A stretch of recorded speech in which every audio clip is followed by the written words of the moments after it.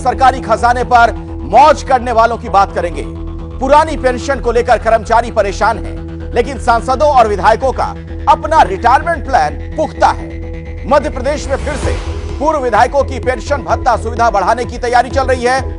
मध्य प्रदेश में तो ऐसे भी पूर्व विधायक हैं जो तीन पेंशन ले रहे हैं। जी हां, कुछ तो ऐसे भी पूर्व विधायक हैं जो कुछ ही महीनों के लिए विधानसभा गए और दशकों से पेंशन ले रहे हैं। ऐसे पूर्व विधायक कई राज्यों में हैं, जबकि सरकार कर्मचारियों के लिए यह कहकर पुरानी पेंशन व्यवस्था लागू नहीं कर रही कि खजाने पर बोझ बढ़ेगा। सोचिए, जिसने पूरी जिंदगी सरकारी नौकरी में खपा दी, उसके लिए यह तर्क। इसीलिए आज हम सरकार की दोहरी नीति पर सवाल उठाएंगे और आप भी छप्पड़ फाड़ पेंशन लेकर सरकारी खजाना खाली करने वाले माननीयों के खिलाफ 8422840000 पर घंटी जरूर बजाइए।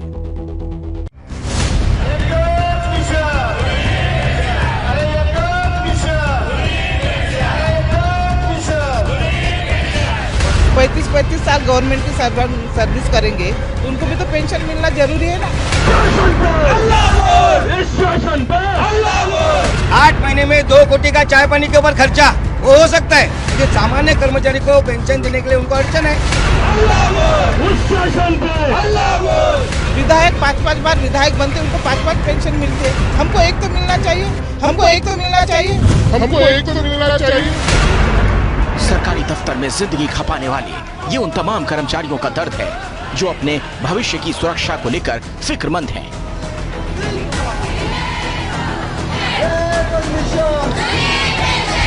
जिन नीति नियंताओं ने इनकी पेंशन को बाजार के हवाले कर दिया, वही सरकार माननीयों की पेंशन पर पानी की तरह पैसा बहाती है। विधायकों की पेंशन पर सरकार करोड़ों खर्च करती है। एक दिन के विधायक को भी पेंशन मिलती है। एक विधायक को 3 पेंशन मिलती है। जितनी बार विधायक बने उतनी बार पेंशन मिलती है। यूं तो विधायकों की पेंशन को लेकर हर राज्य में अलग अलग नियम है, लेकिन मध्य प्रदेश में तो विधायकी का सर्टिफिकेट मिलते ही पेंशन का मीटर चालू हो जाता है। मतलब अगर मध्य प्रदेश में एक दिन के लिए भी कोई विधायक बन गया तो पूरी जिंदगी पेंशन मिलती रहेगी। मध्य प्रदेश में एक विधायक को 35,000 रुपए हर महीने पेंशन मिलती है। अगर वो दोबारा विधायक बन गए तो दूसरे कार्यकाल में हर साल 800 रुपए की बढ़ोतरी होती है। मतलब अगर कोई नेता 2 बार विधायक बन गया, उसे 39,000 रुपए प्रति महीने के हिसाब से पेंशन मिलेगी। और अगर तीसरी बार, चौथी बार भी विधायक बन गए तो 35,000 में 800 रुपए प्रति महीना उतनी बार जुड़ेगा जब तक वो माननीय बने रहेंगे। हालांकि ये पेंशन विधायकी खत्म होने के बाद ही शुरू होती है। मध्य प्रदेश में पहले नियम था कि जो नेता कम से कम 6 महीने तक विधायक रहेगा वही पेंशन का हकदार होगा, मगर 2012 में सर्वानुमति से इसे बदल दिया गया। अब मध्य प्रदेश में एक दिन का विधायक भी पेंशन का हकदार होता है। यहाँ पर कुछ लोग पूर्व विधायक और पूर्व सांसद दोनों की पेंशन ले रहे हैं। ये है पूर्व माननीय विधायक राघव जी। ये विधायक भी रहे, मंत्री भी रहे, सांसद भी रहे और मीसा एक्ट में बंदी भी रहे। बीजेपी के कद्दावर नेता रहे राघव जी को 3 पेंशन मिल रही है। रिपोर्ट के मुताबिक 4 बार सांसद बनने की एवज में राघव जी को 35,000 रुपए हर महीने पेंशन मिलती है।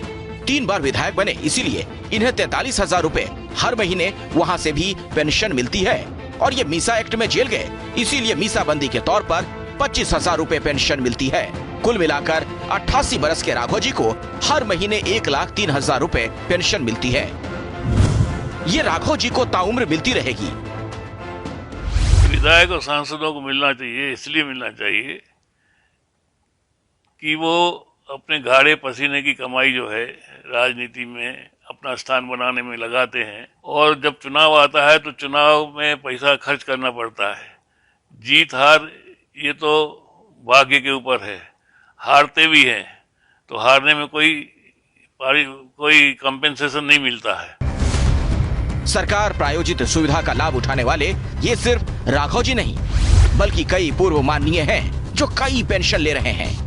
450 पूर्व विधायकों पर मध्य प्रदेश की सरकार 21 करोड़ रुपए हर महीने पेंशन पर खर्च करती है, जबकि मध्य प्रदेश पर 3.79 लाख करोड़ रुपए का कर्ज लदा हुआ है।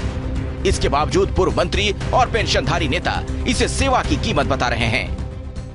पूर्व विधायक भी जो सक्रिय हैं, आप देखेंगे कि एक बार राजनीति में सक्रियता से काम करने के बाद फिर और किसी काम के लायक तो व्यक्ति रहता नहीं, जनसेवा ही करता रहता है।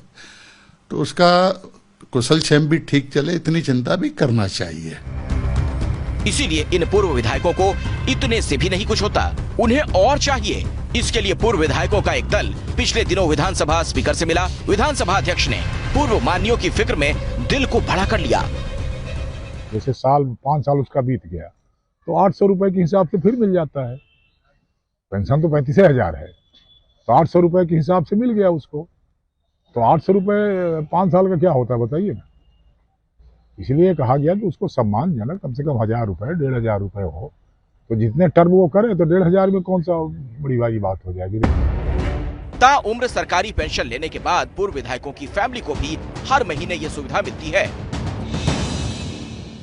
हैरानी की बात यह है कि जब कर्मचारी सरकारों के सामने अपनी मांगे रखते हैं तो सरकार खर्चे का हवाला देकर उन सब मांगों में कई बार पाबंदियां लगाती है। मगर जब यही सारी मांगे विधायक या पूर्व विधायक करते हैं तो सरकार और विपक्ष एकजुट होकर इन सारी मांगों का समर्थन करते हैं। ऐसा सिर्फ मध्य प्रदेश में नहीं होता। जिस महाराष्ट्र में पिछले दिनों पुराने पेंशन स्कीम को लेकर सरकारी कर्मचारी आवाज उठा रहे थे, वहाँ भी भाग्य विधाताओं के पूर्व होने पर भरपूर सेवानिवृत्ति सुविधा मिलती है। महाराष्ट्र में किसी विधायक के 5 साल का कार्यकाल पूरा होने पर पेंशन दी जाती है। पूर्व विधायक को 50,000 रुपए पेंशन मिलती है। 5 साल के बाद जब तक विधायक रहता है, हर साल के लिए 2,000 रुपए ज्यादा मिलता है। अगर कोई 10 साल तक विधायक रहा तो उसे 50 प्लस 10 यानी कुल मिलाकर 60,000 रुपए प्रति महीने पेंशन मिलेगी।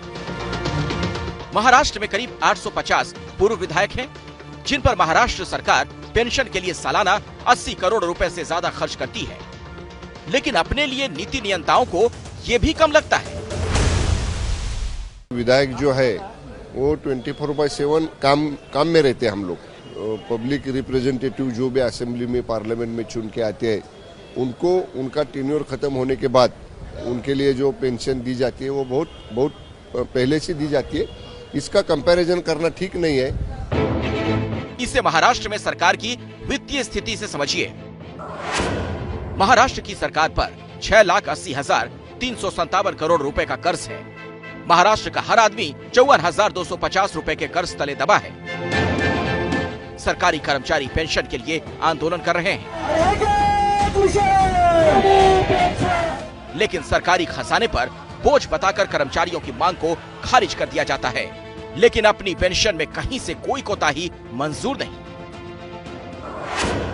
बिहार में 1,000 से ज्यादा पूर्व विधायक पेंशन ले रहे हैं।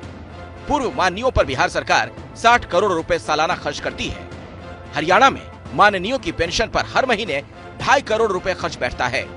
2022 के आंकड़ों के मुताबिक राजस्थान में 483 पूर्व विधायकों पर राज्य सरकार 37 करोड़ रुपए खर्च कर रही थी। हालांकि पंजाब में पूर्व विधायकों को एक पेंशन ही मिलती है। मतलब कितनी बार भी विधायक बन जाओ, पेंशन सिर्फ एक टर्म के लिए मिलेगी। गुजरात में तो विधायकों को कोई पेंशन नहीं मिलती, लेकिन ज्यादातर राज्यों ने अपने सेवानिवृत्त योजना के तहत खजाना खोल रखा है। मतलब नेता 2 दिन की सेवा की कीमत जिंदगी भर वसूलते हैं और कर्मचारी जिंदगी खपाने के बाद भी खाली हाथ। जैसे ही घड़ी का काटा दोपहर 2:30 पे आए, बबीता जी का दिल सास बहू साजिश के लिए मचल जाए। और ये है इनकी बहू, पूरे दिन ऑफिस की टेंशन हो जाए गॉन जब ये करें अपना फेवरेट शो फ्री टाइम पे ऑन। इनकी तरह आप भी देखिए अपना फेवरेट शो अपने टाइम पर और डाउनलोड कीजिए एबीपी लाइव ऐप अपने स्मार्ट टीवी पर।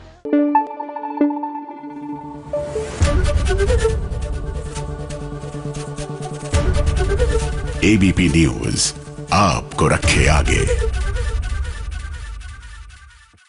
ओपीएस को लेकर सरकार का रवैया साफ दिखता हुआ नजर आ रहा है कि सरकार जो है वो पुरानी पेंशन योजना को लागू करने के अभी फिलहाल मूड में नहीं है।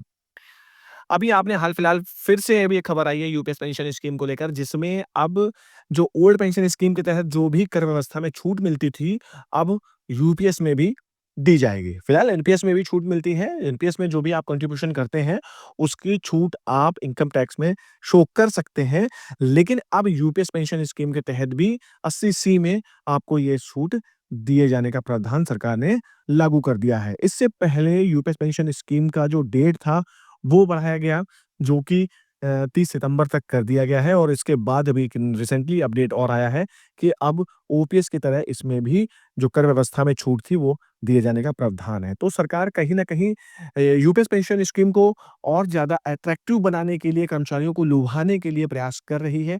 कर्मचारी एक जगह अटल हो चुके हैं कि नहीं, हमें तो चाहिए सिर्फ हूबहू पुरानी पेंशन योजना। एनपीएस में फिलहाल कर्मचारी जितने भी एनपीएस कवर्ड थे, उनमें से मात्र कुछ भी परसेंट लोगों ने यूपीएस पेंशन स्कीम का चुनाव किया।